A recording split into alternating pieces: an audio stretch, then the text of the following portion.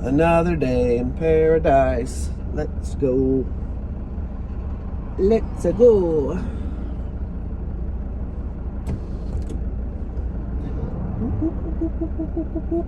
Hello, hi, welcome. Oh yeah, I gotta go get my other shit. Hold on.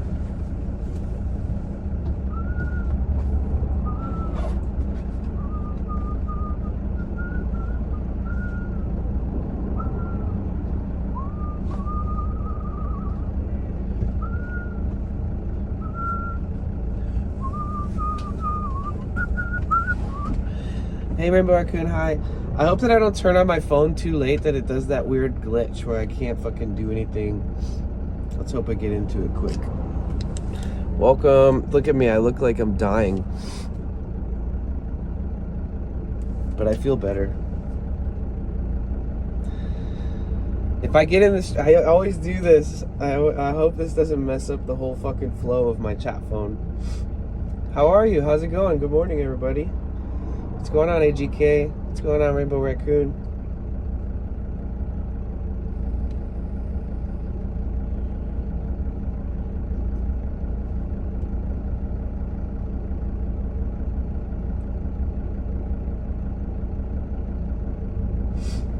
I spent like 10 hours on Discord chat yesterday, on video voice chat. It was nice. Oh, optimizing apps. Damn it. Just on the bus heading home from work. Nice. How was work?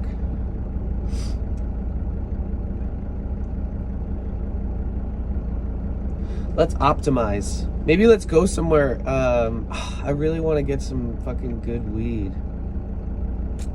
Tomorrow's 420.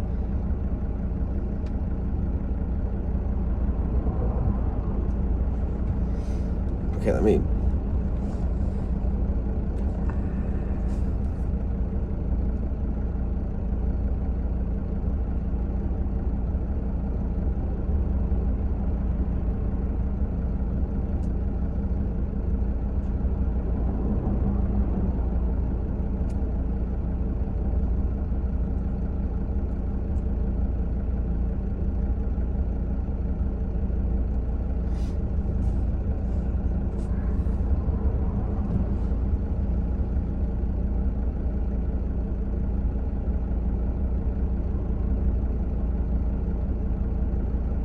Okay. Oh, okay, perfect. We're good to go, guys.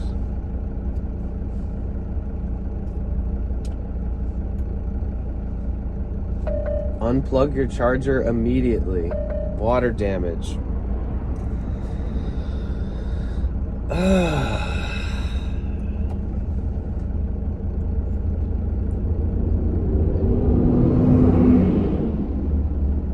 It's just part of my life. This is just how my life works, guys. I wake up and I'm like, let's go, and then something's like, nope, your phone is dumb. What up, Therion? You guys, everybody look closely at Therion's username really quick. You notice anything different about it? Anybody? Not the color of their name.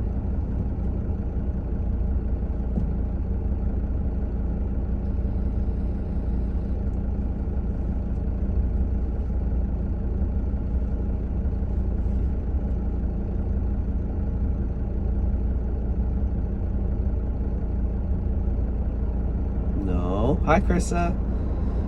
I saw you join the voice chat yesterday, and I don't think you figured it out, or maybe you felt like, oh shit, I don't know why I'm here. But once you figure it out, you can chat. You can even do video chat.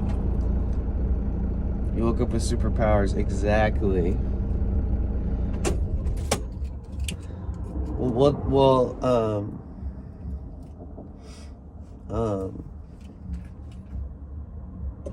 How are you guys not noticing what the difference is?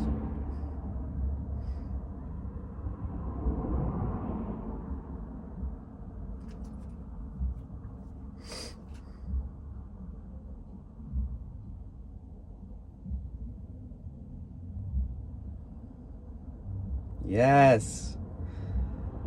He's one of our only, basically pretty much our only male mod.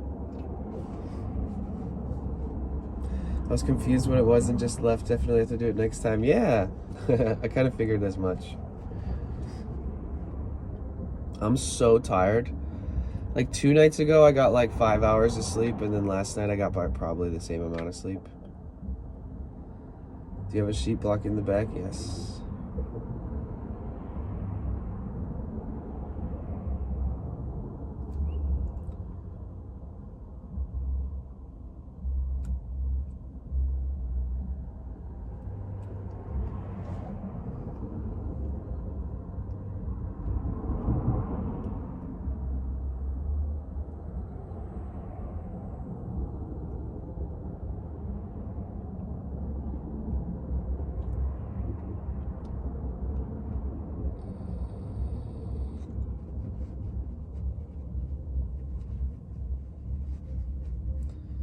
You don't have to use video in Discord if it's uncomfortable, but if I can get my ugly mug in there, maybe it'll give you some confidence. Dude, there's so many school buses coming around today. There's like some big ass event happening here, like I don't even know what it is. It's like something big. There's like 6 school buses. There's like loud music. There's like a party happening at the park.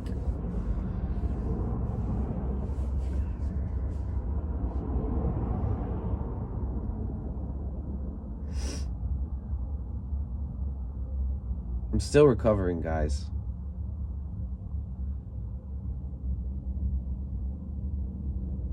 Now I feel like someone just who hasn't slept in a couple days.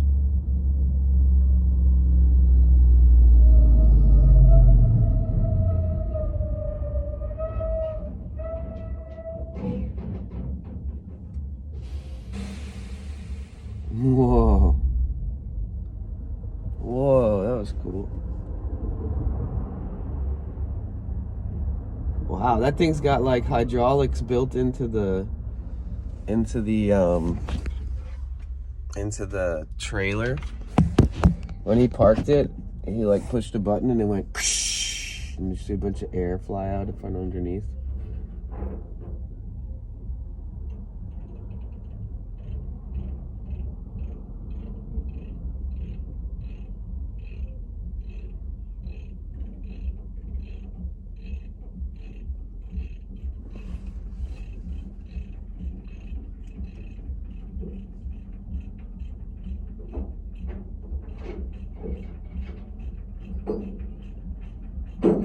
Yeah, my phone's doing that thing where it thinks that I'm not allowed to charge it anymore, so we'll see how long that lasts today. Hopefully that, you know, it dries itself out or something. I don't fucking know. I guess I could do the old heater trick. Let's try that out.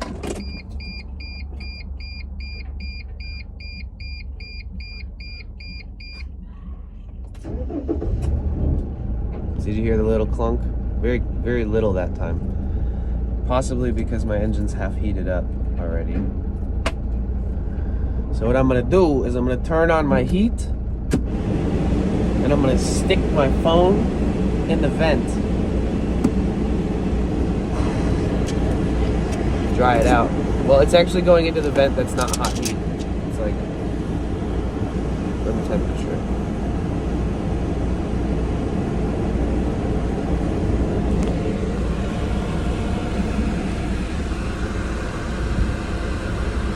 See if it works.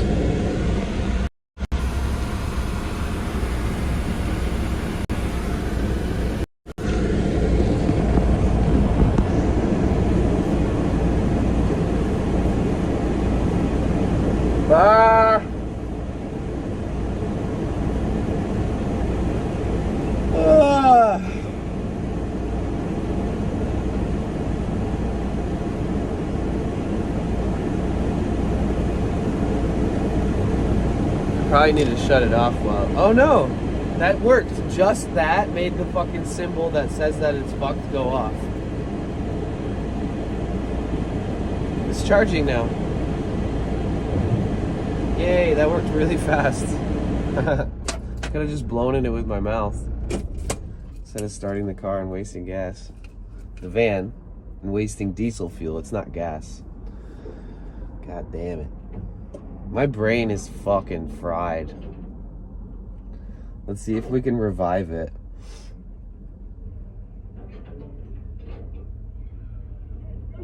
Nintendo? Okay. What are you talking about?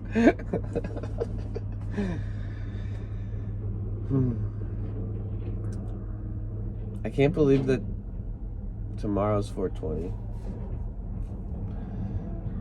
I need good flour. This is dumb. You guys, I need to manifest some good flour for tomorrow. Maybe if I just go to an event, I'll stumble upon somebody who's like handing out samples or something of a good strain. Or maybe I could meet up with Nugs and Harmony, or I could meet up with that would probably be the sickest thing if Nugs showed up today and chatted. I thought I would tell you guys how dumb I felt yesterday. My dispensary had major discounts all week, so I went in and re-upped, and I'm like, why are all these discounts so exciting? And they're like, it's 420 week. I'm like, duh. Oh yeah, that'll happen. What up, Chicago lovers? Welcome in. Yeah. You know, maybe if we just walk around and I can put a sign on my back that says like, accepting donations of weed, you know, just like write it in permanent marker on the back of one of my white t-shirts when I walk around and stream tomorrow.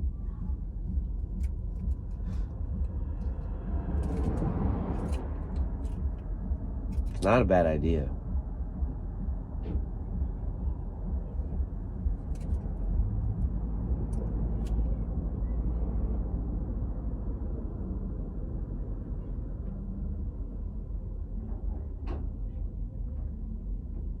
I wonder if I'm gonna bounce back from how tired and drained I feel right now, or if it's just who I am now.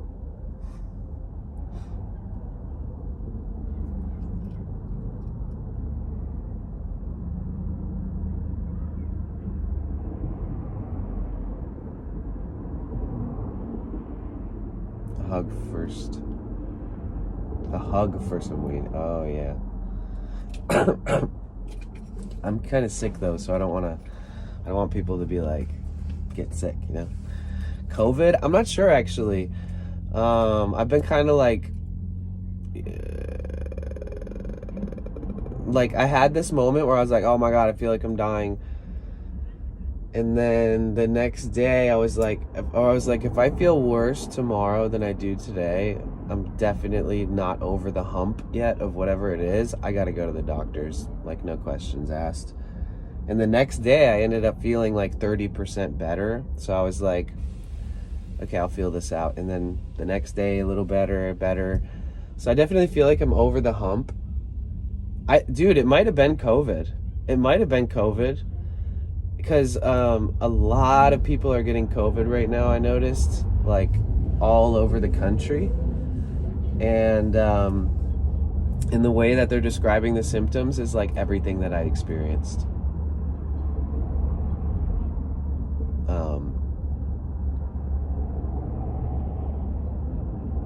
Yeah, if I was like 70 years old and I was having the symptoms that I was having the last week, I don't know if I'd make it out alive, honestly. There was moments where I'd like clear my throat or try to cough, and I was like, it felt like somebody took time off my life, you know? It was like, you're dying. And you feel so drained and tired for over 2 months? Holy shit. Yeah, the long COVID. Damn.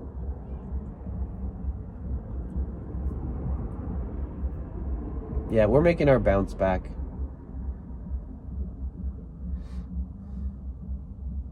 My nose is so sore, like from blowing it so much.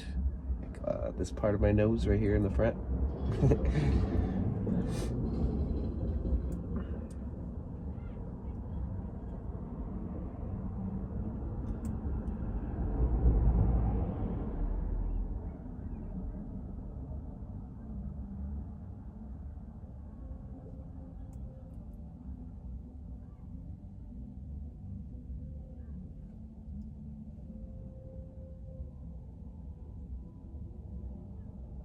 I think I got like 4 hours of sleep. Whoops. Oh, why do I have headphones in? Silly. Well, it's gloomy and gray. I don't know why. I looked up the fucking weather and it said it's gonna be sunny all day. Honestly, I feel like I should just delete the weather app and just start looking up at the sky and just deciding what I want to do based off that. Because I look at the weather app way too often and try to decide what I want to do based off that. And it's like, every time I get up and expect the weather to be the way that they said it was going to be, it's never that way. It's kind of fucking annoying. I'm getting tired of that. It's depressing, not gonna lie. But well, my voice is like bottomed out into this range.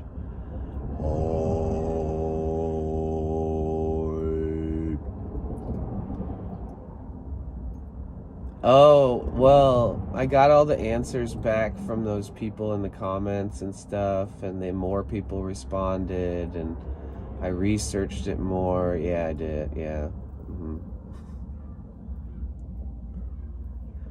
Yeah, somebody said like somewhere along the lines, the like diagram of the inside of that thing has been like lost in translation, and that like everybody just abandons that whole system, which has its own fucking auxiliary water pump for the coolant. It has its own fucking fuel pump for pumping fuel into it, and it has its own specialized, amazing, crazy cool looking exhaust, and it doesn't even work. And if it doesn't work, it doesn't affect anything else, but it has so much going on. You'd think that like it would be maybe important, but I guess coolant can flow through there without it needing the coolant to flow through there, something like that.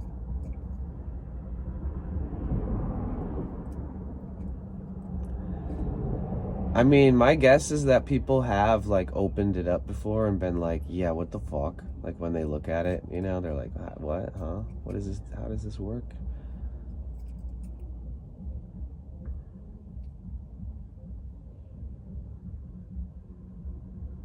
I'm so tired. I'm so drained. But I feel good anyways.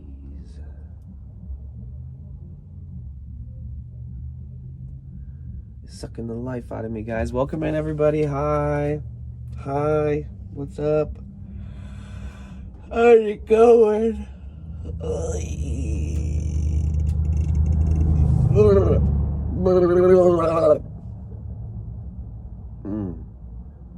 I don't know if that helps.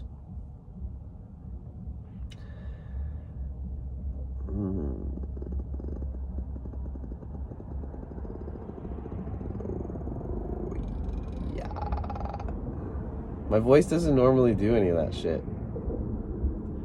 Ooh,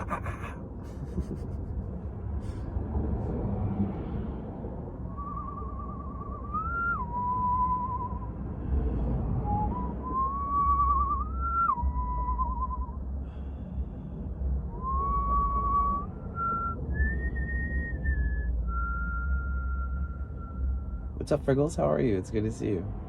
Sorry, I'm just trying to come back into my brain. Let's see if I can achieve that.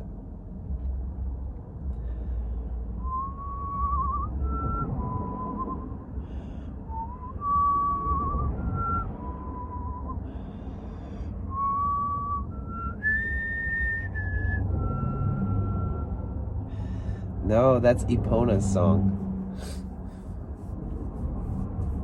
from Zelda. That's one thing that I don't like about the Nintendo Switch, is that they have like, it's almost like Nintendo 64 thinks that it's something else, because you have to fucking buy an extension that you pay for a subscription per month to have Nintendo 64 games. And you don't even have them forever. So you could pay like 15, 20, 30 bucks or whatever it is per month just to have access to that shit through your Switch. And then you literally don't even get to keep the fucking games that you're playing. The second you unsubscribe, those games go away. But they did it in that way because they held off. They held off on like, they're like, wow, we have like thousands of games. And then people were like, but what about Zelda Ocarina of Time? What about Majora's Mask? And then Nintendo was like, because everybody keeps asking for those. So what they did, instead of being awesome and being like, here's Majora's Mask, even if it was like $60 fucking dollars, I would probably buy it. Straight up, honestly. Just to relive the feelings and the memories that I have from playing that game. I would pay 60 bucks. Dude, I'll refuse to pay $60 for most things in life. I'll like literally walk around with no shoes on for a month until I'm like, okay, shoes cost $60, fuck this. But Zelda, I'd buy it right away. But the fact that it would cost me like $60 for a couple months of the subscription just to play the game and maybe beat it again, and then I won't even have it afterwards, who the fuck does that? And Nintendo is so litigious, so like if people like they're one of the companies that will just like sue everybody all the time, and it's just like, fuck Nintendo. Everybody should just somehow download that ROM or something and emulate it, because screw that. You know, I never had a Game Boy or anything like that growing up, but the Nintendo Switch is sick. It's nice to have like a handheld portable gaming device. And there are games on the Switch that are like not that bad, you know? There's some like really powerful storylines in some of the games, like emotional storylines. Like they're still kind of killing it, but they kind of suck at the same time. I don't know how else to say it. You guys, everybody look, Therion became a moderator.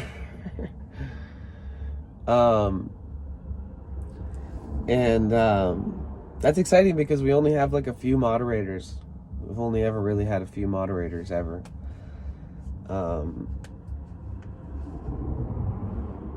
Exciting.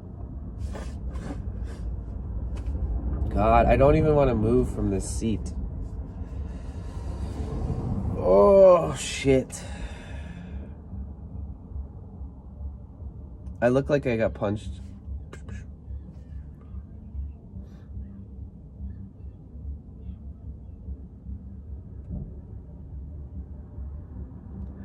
A family subscription, and you can now have up to 8 people on it. I took with my husband. If you can add you to it, because we have 6 people in my family, so we could possibly have room to add you. Wait, you have the subscription for the Nintendo 64 thing? Is that what you're talking about? Congratulations on mod promotion. I'm also looking for more mods too. I'm just like slowly, you know, getting there. Bro, what the fuck? People do this thing where they like drive in the bike lane really close to me as they're like trying to park on the side of the street in front of me. Sometimes I feel like someone's gonna sideswipe me. They get really close. I thought we were talking about live for Switch. That is kind of what I'm talking about. Or do you mean like online for Switch? Like being able to play online? Because I have that. That's like, how much is that? I think it's like, it's affordable. I know that. Isn't it like 20 bucks for like 6 months or a year or something like that? Nintendo has one of my bank info on file or something, because I still have online. Somebody's paying for it, and it's definitely me. The one for family? Okay, cool. Yeah, I forget how that works. I've had friends that like their kids have Switches and their parents have Switches and they have a family plan. I forget exactly how that works. I think it just allows whoever has a Switch to be able to play online and play together, right? It's like my online plan, but for my husband doesn't pay for anything. Really?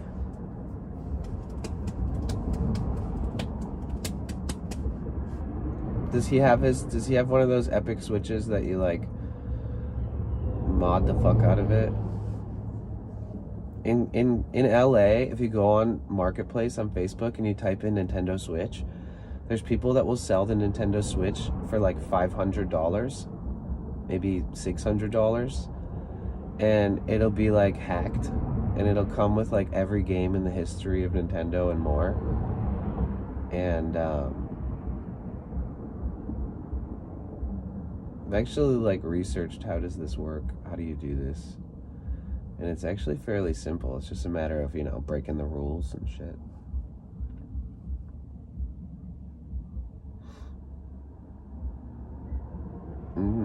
I'm so tired, holy shit.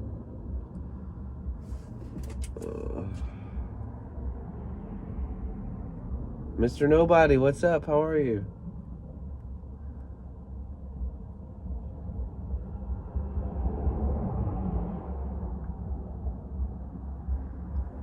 It's good to see you. All right, let's open up shop. Okay, let's see. Where are my clothes? I wanna put on some clothes. Yeah.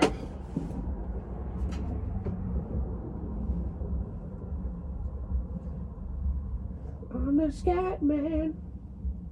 Skibby dibby dap doop doo up dop. Doop doop doo.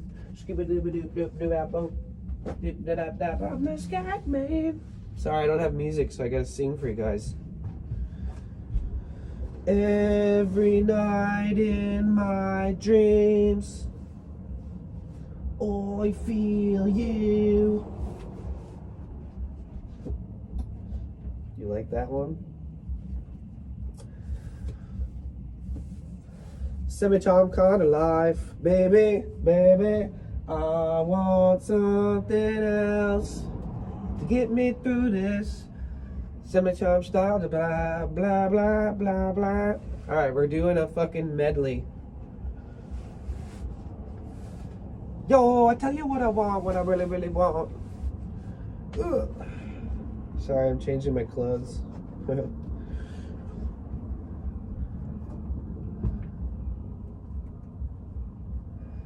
Ghetto superstar, that is what you are. Something, something coming from afar. Something, something, something. Run away with me to another place where we can rely on each other. By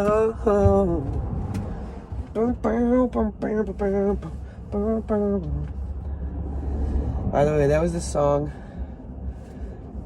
Not that we see you. Wait, were you singing this song? I missed it. You just got a haircut? Nice. How'd it turn out? You happy with it? Haircuts can be like, you know, somebody can cut your hair and you can look at them afterwards and be like, I fucking hate you. I'm never getting my hair cut by you again. As a person with long hair, that is a possibility that I always have to, you know, be weary of if I'm getting a haircut. What's going on with my foot? It feels fine. It looks okay.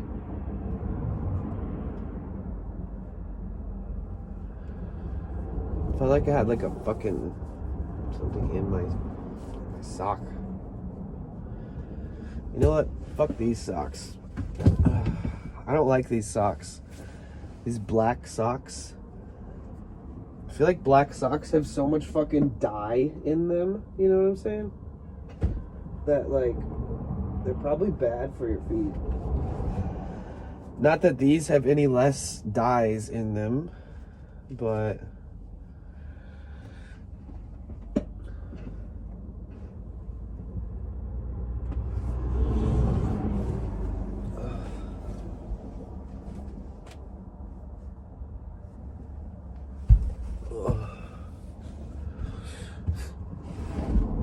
excuse me.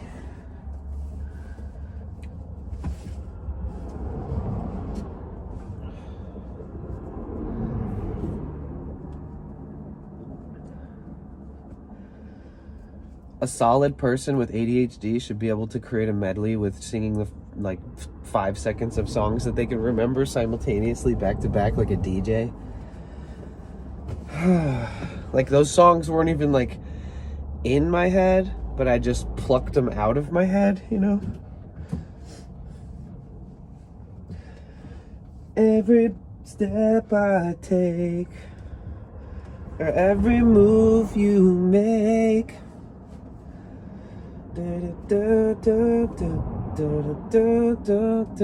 I'll be watching you. Oh, can't you see? My voice is so fucked. You belong to me. Every move you make. Yeah. Yeah. That one that really got me going was with arms wide open. With arms wide open. Yeah. How my cruel heart aches. Wait, is that part of the song? Which one is that part of?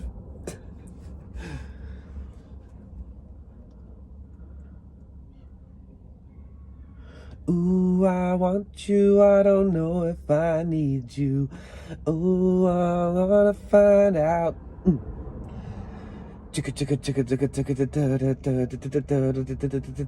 Something, chicken cherry cola. What other songs are absolutely pointless for me to be singing, but I should definitely sing for no reason?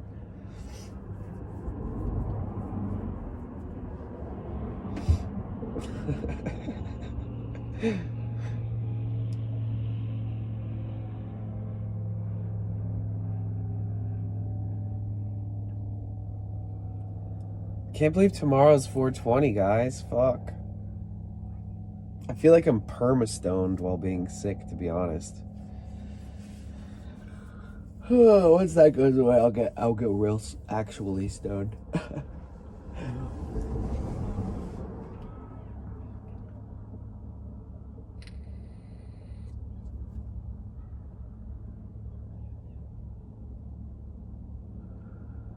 You were meant for me, and I was meant for you.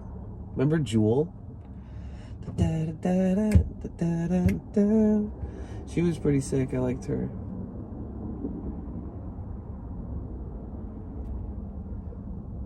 Come with me, and you'll see. In a world of pure imagination.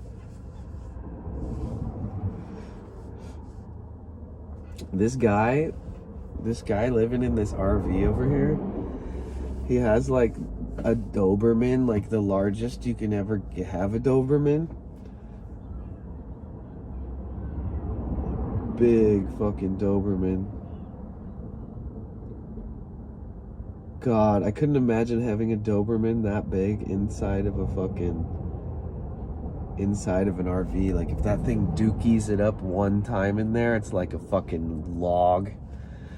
You're like, oh shit. I feel like that'd be a struggle, man. If your pet wasn't like ridiculously trained, if you travel with a pet, it like occasionally just pissing in the corner while you're sleeping or something, or like shitting under your bed while you're not looking. Seems like that could be kind of crazy.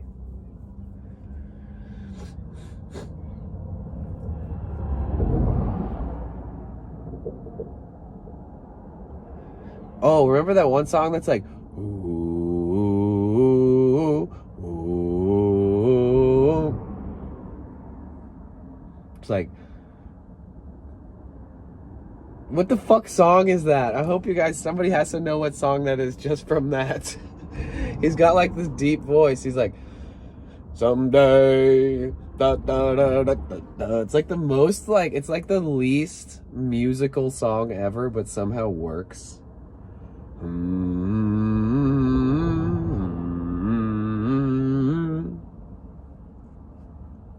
It's like, I saw a man.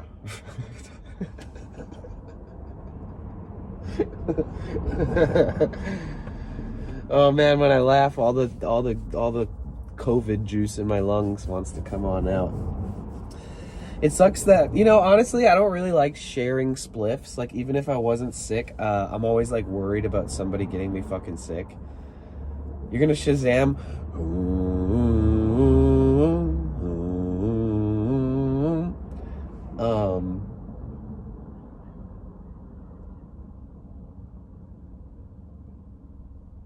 God, I can't remember the fucking song.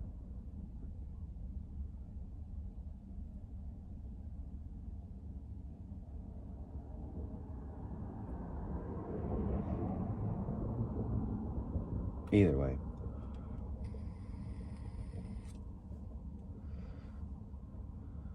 Man, when I get lack of sleep, my my short-term memory stops working.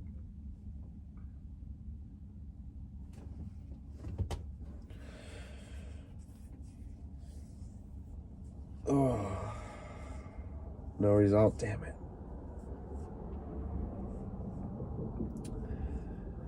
Welcome in, everybody. Hi.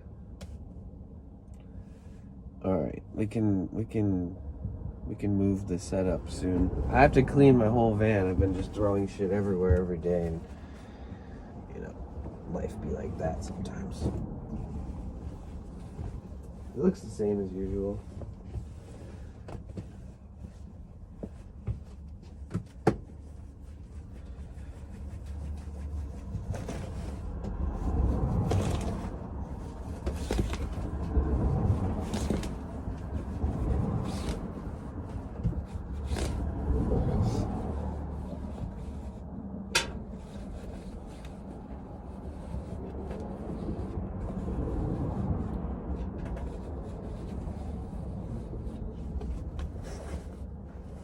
This is how I do it every day. My God, this guy listed a Sprinter. Dude, I spent like fucking hour just responding to one post at like 1 a.m. on the Sprinter group. This guy's like, long time member, first time posting. He's like, look at this Sprinter I found for $5,000. And it like looks like mine on the outside. Like, clean, no accidents, no significant random damage, no giant scratch, like not even one little thing that's like, wow. And then you look at the inside, it's perfect, it's immaculate, and you could build it out so nicely. It was like well taken care of. And he was like, hey everybody, what do you guys think about this one? And it's like, everybody's just like, buy it. What are you doing? Stop talking about it, go get it. Like, no matter what, that's a deal. But the S-bar doesn't work though. Oh my God, I should have commented that. I left like a 14 paragraph comment. I was like, you know what? Mine looked exactly like that when I bought mine. Look at mine. And I sent a picture and I was like, you know, I immediately drove it like 10,000 miles and it was amazing and never stalled out, never broke down, never overheated, never had a light come on the dash. But with all that being said, I've been studying, researching, cross-referencing, asking questions on the groups, looked at the 1,300-page manual a million times, worked on my van, failed, did it again, failed, blah, blah, blah. And I was like, even with all that said, dude, I would buy this one that you're listing, even while I don't even have enough knowledge and time to fix this thing as much as I'd like to every day. I was like, I'd buy that one too. I'd get it in a second. For 5 G's. Fuck, if he opens the hood and takes a picture, and if he looks under it and takes a picture and it looks clean like mine, then he literally, it's like, just buy it and flip it if you don't even want it. It's a crazy deal.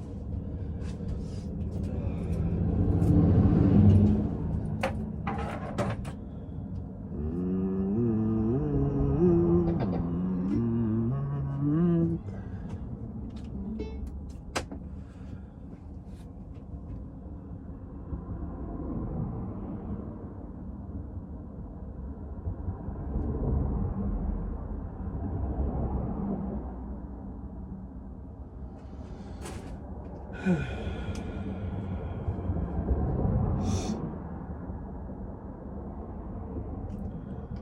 what is this? The Vampire in Beverly Hills. A new mixtape from iDress has arrived. Fuck it, let's play it.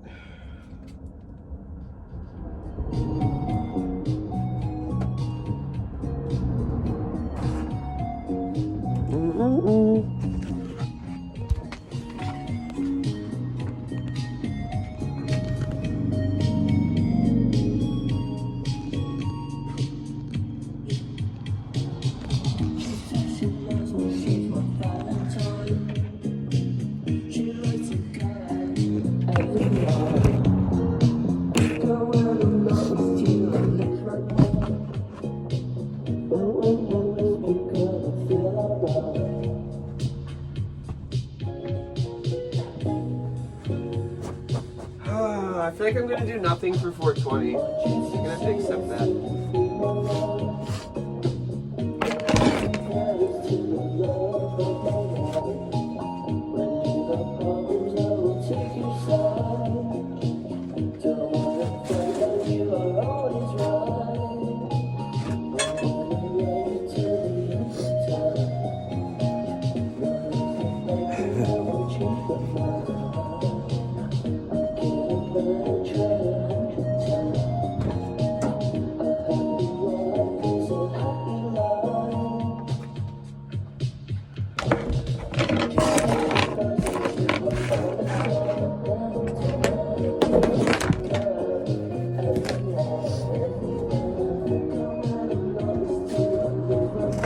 Here's my mind.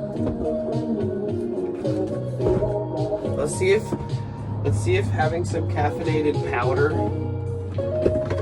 makes me any more. Oh fuck!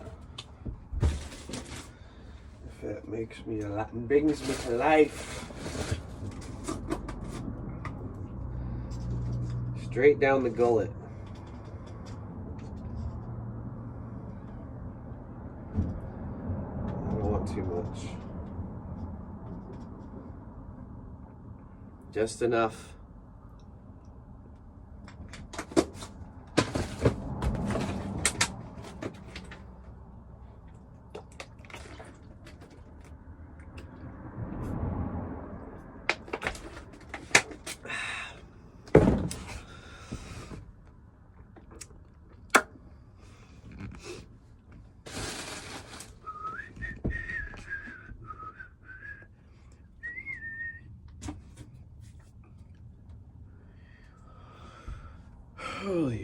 Holy schmolies.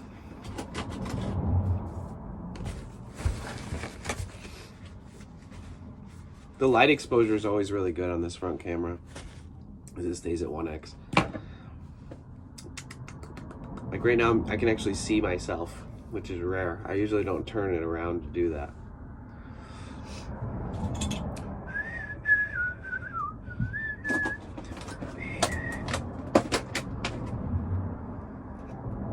Rugla. Did that bike leave the other day, by the way? Yep. Haven't seen it since. I haven't seen the person that rode away on it either since.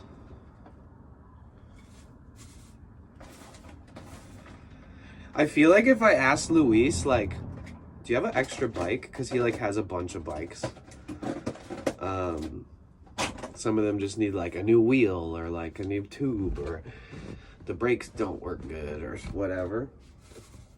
But maybe he's got a bike he can spare.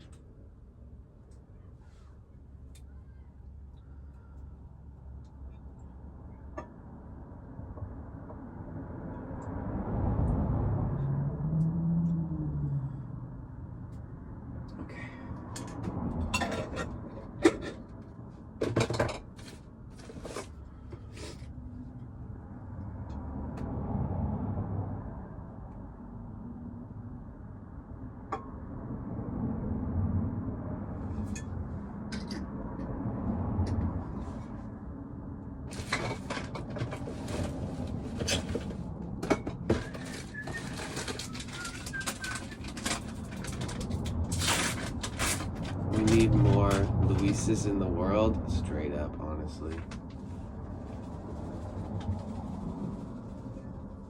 You just gotta be more like Luis, because he's getting old, you know? You gotta like embody what that goodness that he has.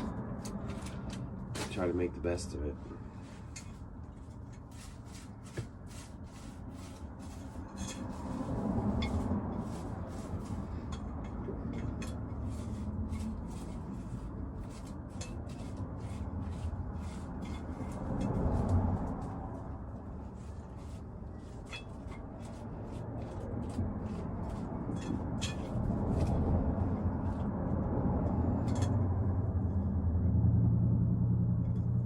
Yeah, we eat our salads out of cooking pans, okay?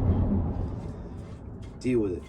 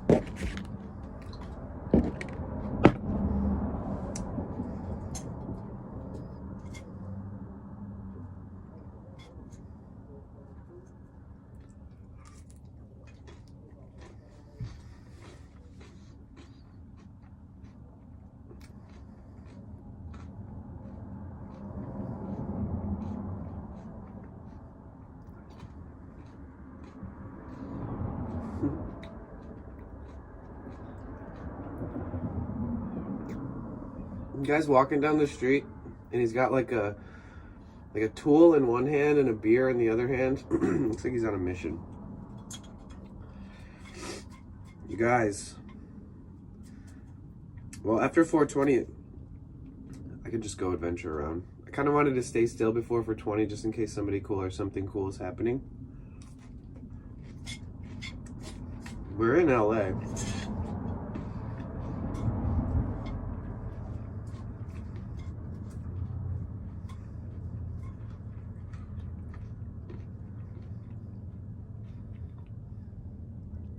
Looks good. I love kale crunch side at Chick-fil-A. Have you ever had it? No. The sauce that they have makes it divine. Really? What kind of sauce is it? Washington, D.C. has a 420 fest? Hell yeah.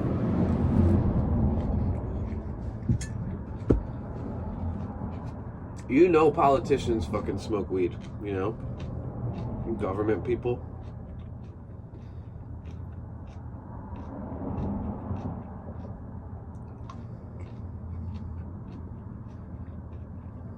Like, so many people in power do drugs. And they're like, we need to control this.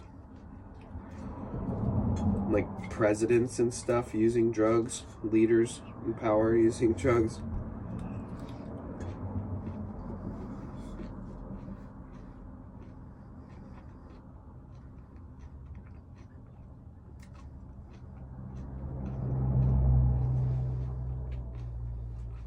Remember when Bill Clinton got in all that trouble with Monica Lewinsky?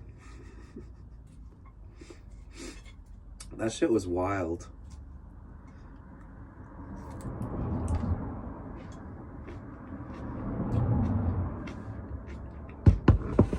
Where he's like,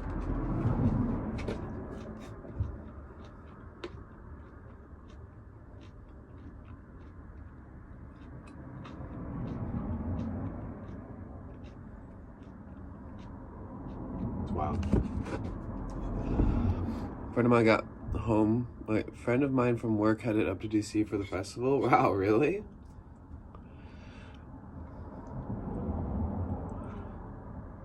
They're gonna make kratom legal, but too many of the people voting on it liked it and they couldn't make it illegal. Yeah.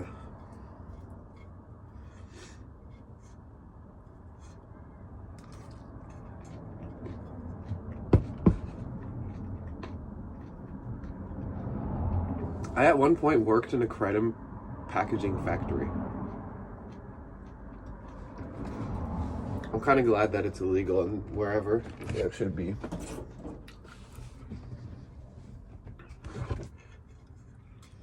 Like, I know people who are like off opiates, you know, and then they tried kratom and it like gave them the itch to use opiates again. And then a lot of people say, oh, I've got off opiates from it. It's like, yeah, because it's so addictive and bullshit that you could like, yeah, it's just bad, in my opinion.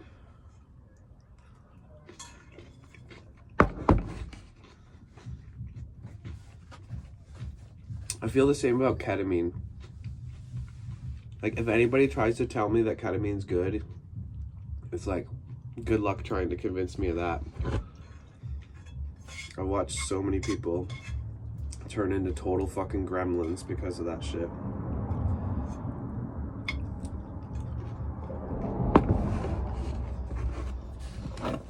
People be like, but what about ketamine therapy? They offer that, right? It's like, yeah. Doesn't mean it's good.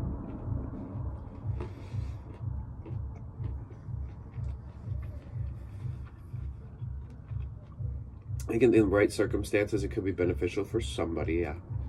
But then when everybody's like, try it, it's gonna heal you. It's like, oh God. Hi, Lake Bug. I'm good, thanks. I'm just finishing up a salad real quick. How are you?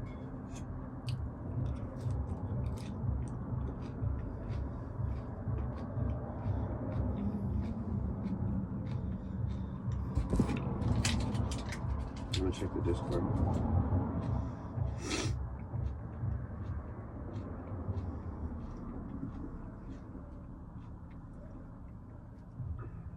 Oh my God, look at, did you see the photo that it used?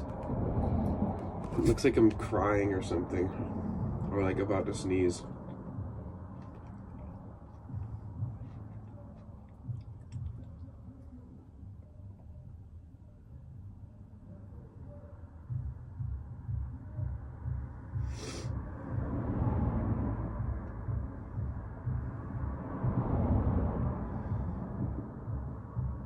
Danny, 5 minutes after he buys apples. How did I miss these? What the fuck?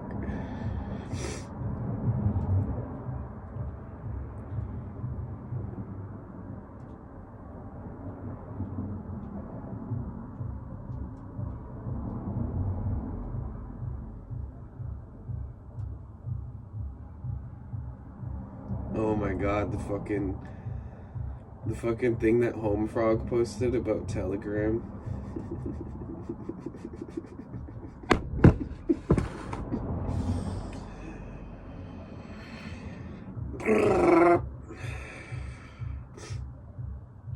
My BF hyping me up after a breakdown. Excuse me. That wonderful girl, could she be any cuter? Who's that wonderful girl? Current generation probably doesn't know that there are 2 people in this photo.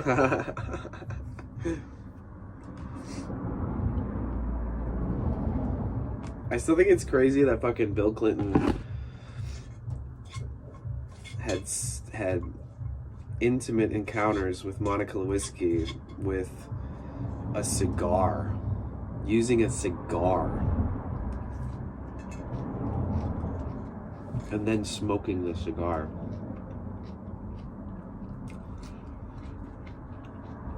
Doing good. Just finished up a long work meeting. Glad it's Friday. Nice. I'm glad it's Friday too. You got any plans?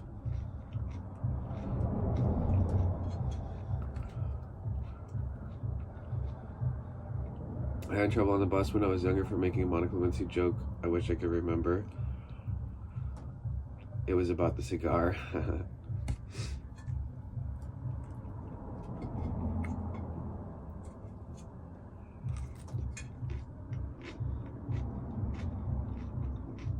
Right, Lakar?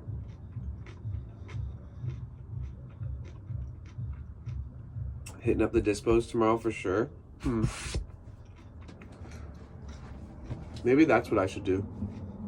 Just go to a bunch of dispensaries that claim that they have like grab bags and good deals. But honestly, I really wish I could just link up with a grower, because I'd rather support a grower than a fucking dispensary.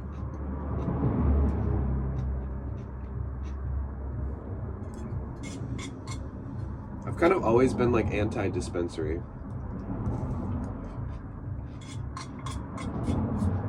Oh, you want to pay $25 a gram for an eighth?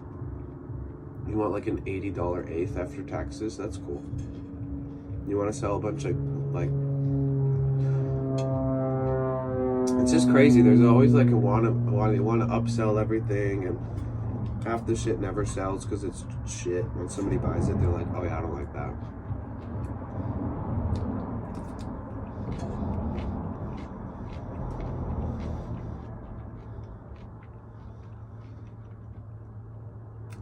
Thank you, Therion.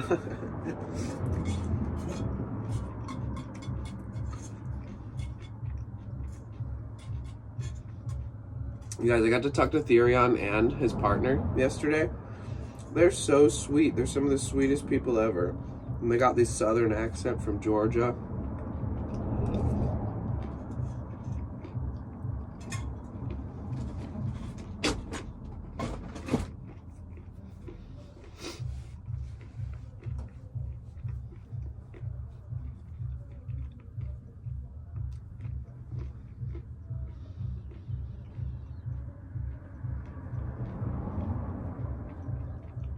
The vertically integrated ones? Wait, what are you talking about?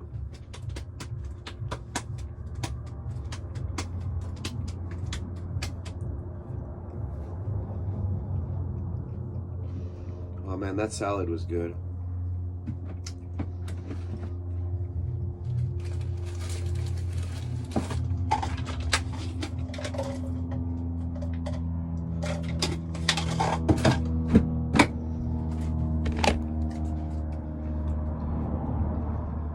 Oh, cool.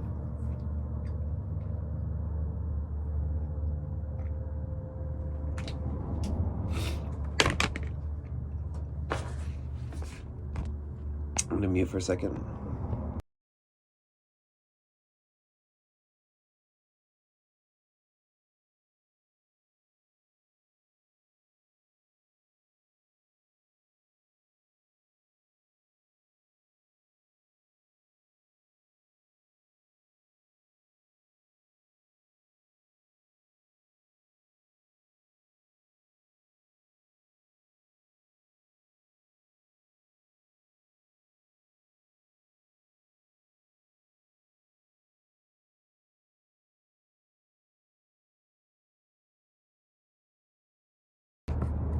Okay, we're making headway, guys.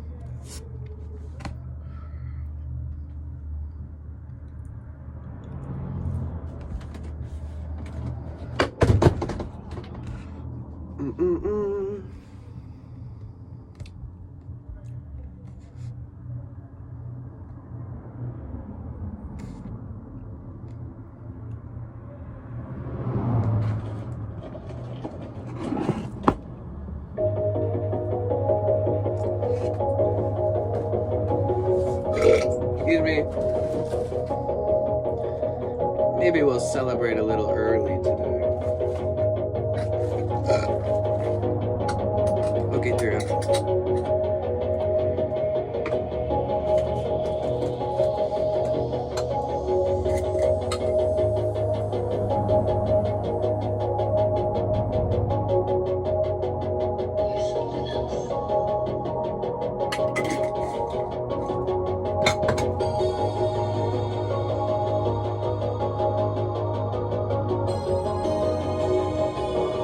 Fire in the hole! How's it going, Joe? Welcome in, it's good to see you. Sorry, it's kind of loud, huh? I want it loud for a second, so don't get mad.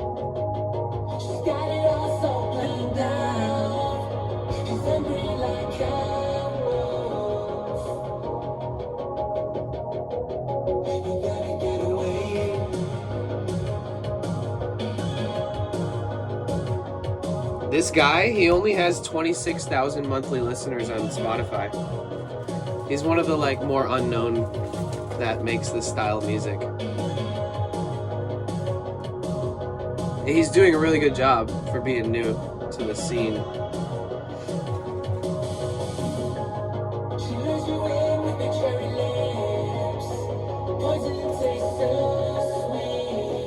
God, I love music like this so much.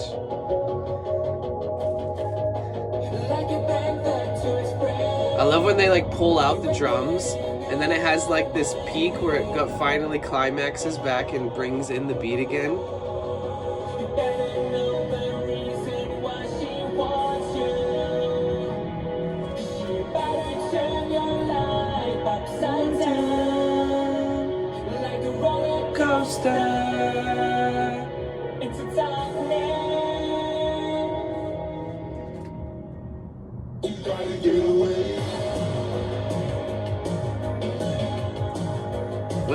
When they pull out the drums like that and then they get like this epic buildup and then all of a sudden it transitions back into the drums, you can't help but just be like, you know, it like makes you want to like dance like you're in a 90s workout video.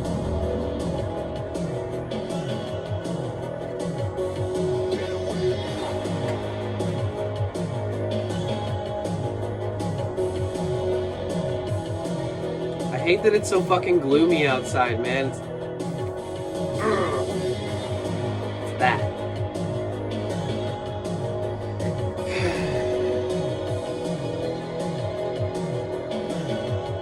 It's funny because California has like, it even has like June gloom. Like sometimes June will be like this. Sometimes April, May, and June will be like this. So.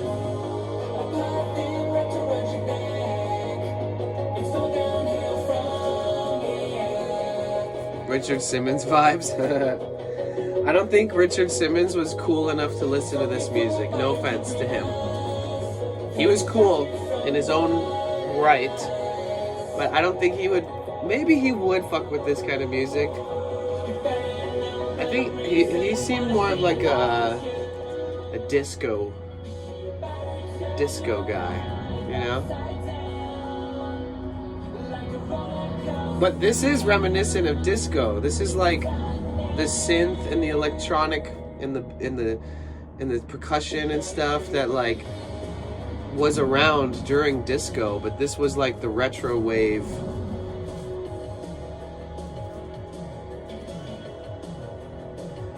It's like disco died and then this shit came out. In like 1985. I love this kind of music, dude. But yeah, Richard Simmons dancing though, yeah, I agree with that. I get what you're saying.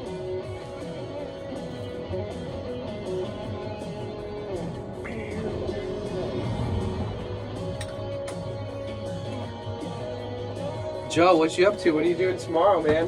Happy early 420. Gotta get away.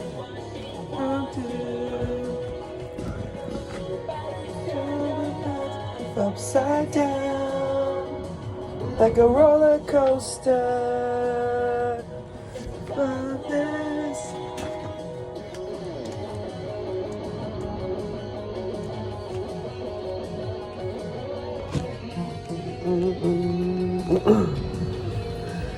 Oh, who's playing? Working the Nicki Minaj concert? Sick.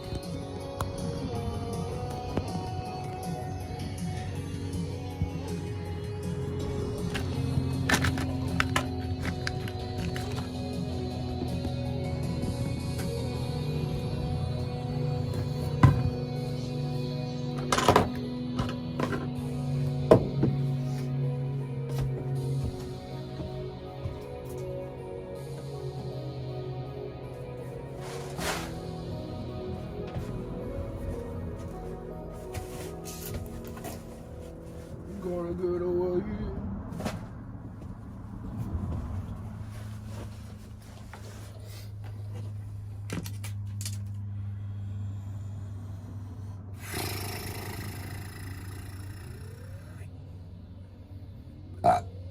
Whoa.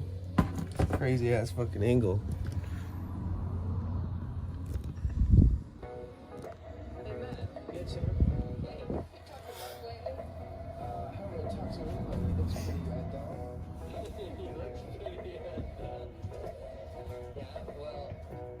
Maybe we should cheer him up then. What do you suppose we should do? Well, does he like butter tarts? I was lying on the grass a Sunday morning of last week, indulging in my self-defeat. My mom's got dollies, legs all twisted wrong beats, uncomfortable 3 feet deep. Now fuss is there for not being there, confuse the warning week, impair my tribal lunar speak. And of course you can't become if you only say what you would have done. So I missed a million miles of fun. Ay, ay, ay.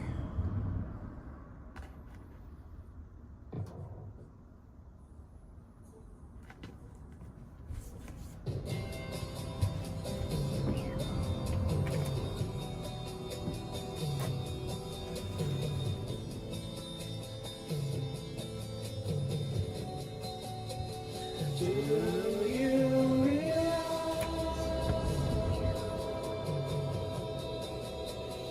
that you have the most beautiful face? Oh, here's my shorts. I was looking for these.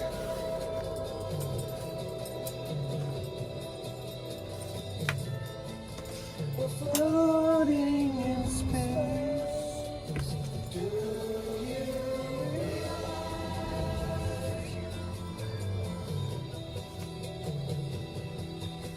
that happiness makes you cry? Do you realize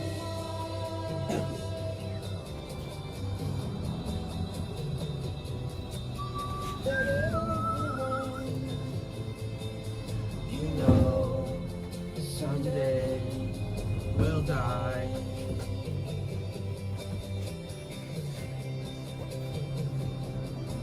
And instead of saying all your goodbyes, let them know you realize that life goes fast. It's hard to make the good things last. You realize the sun doesn't go down. It's just an illusion caused by the world spinning round. Do you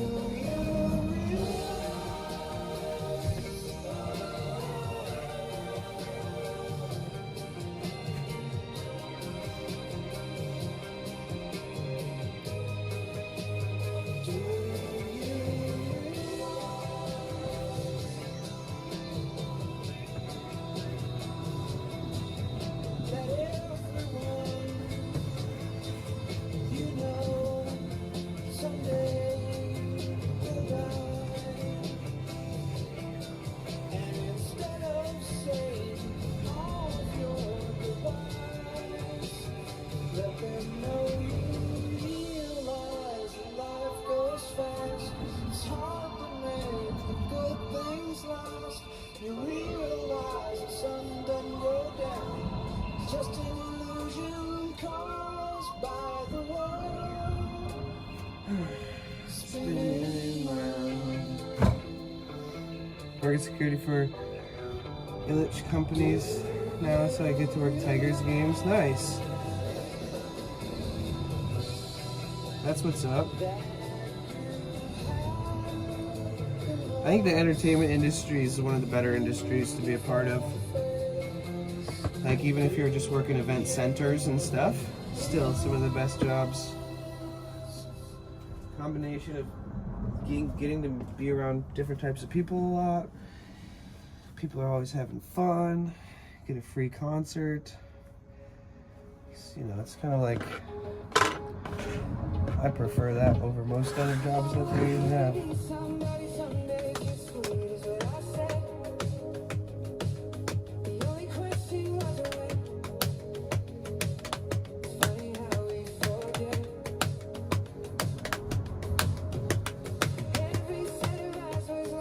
You know, my grandpa, he worked for the stadium for like a long time, the Detroit stadium.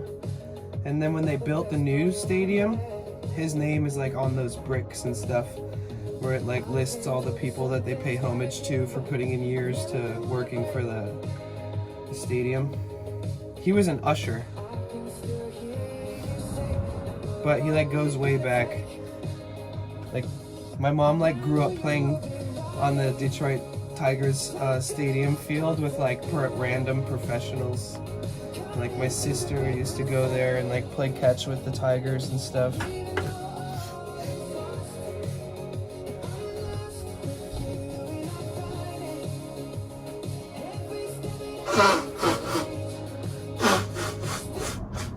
Oh great, the music goes off right when I'm blowing my nose. God damn it! I was just thinking about how I should just mute this anyways. Give me a sec here. I gotta blow my nose.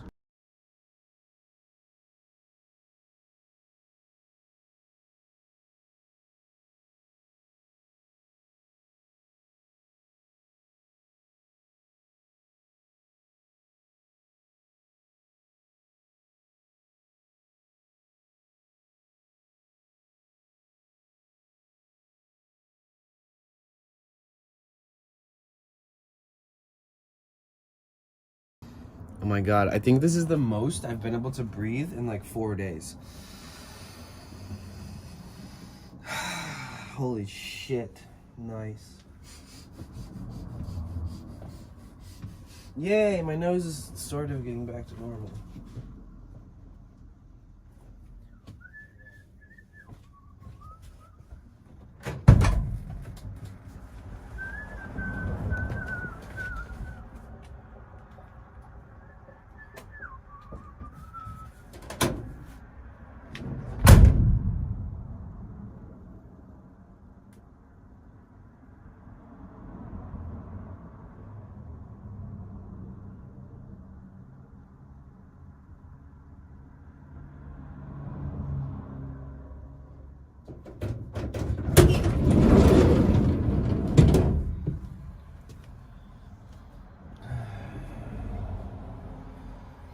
This was COVID. Was it your first time having COVID? I don't know. I don't even know if it's COVID. All I know is that I don't have any real life friends, and all my friends that I talk to every day are through a computer screen or a phone, and so I've just been recluse. I've just been like in my van for the last several days, just considering going to the doctors, and then I feel better and better every day, so at least I don't have to worry about getting anyone else sick, no matter what it is.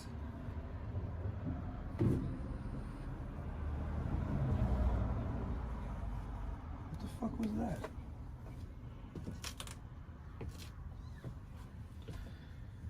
You like this sign that says no parking? Is it a vibe? You like it?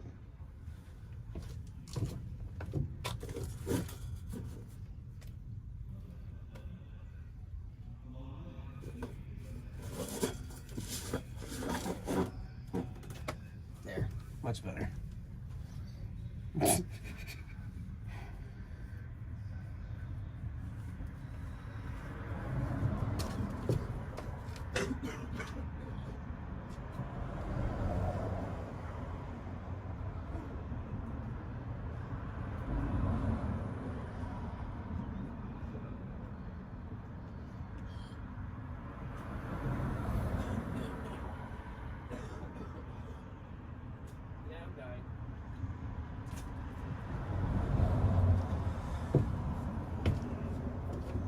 But I've had like bronchitis and upper respiratory infections before in my life, so I'm not sure. All I know is that it's definitely an upper respiratory infection of some sort. It's one of those ones when you start feeling better, you're like, and you cough, but there's like something that lingers in there that you just can't fucking get out no matter how many random attempts you make at like trying to get it out.